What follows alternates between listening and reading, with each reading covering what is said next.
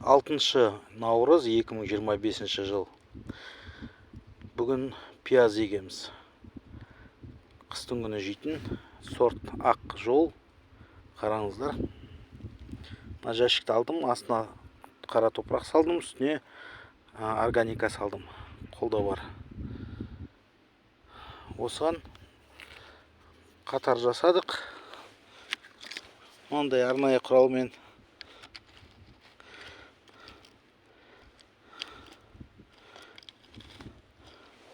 Осы жерге енді ұрық себеміз.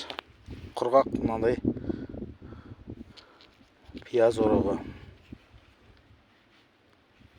Негізі мол қып себуге болады, немесе бір түйірлеп. Ол айырмашылығы жоқ. Қатты көп болып жатса, сәл өскесін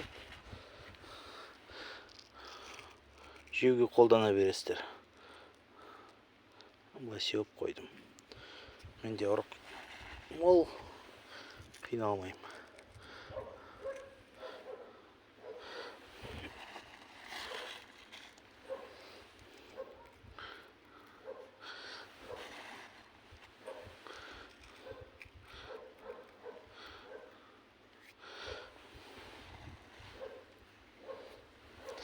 Содан кейін осылай бетін жауып қоямыз. Қатты терең қажеті жоқ. Осыдан кейін немесе су құямыз, немесе қар тастаймыз бетіне. 8708 171 9378. Дән ұрық семена сатамын. 6 наурыз 2025 жыл. Бұл жерде пияз егілген қара ұрықпен.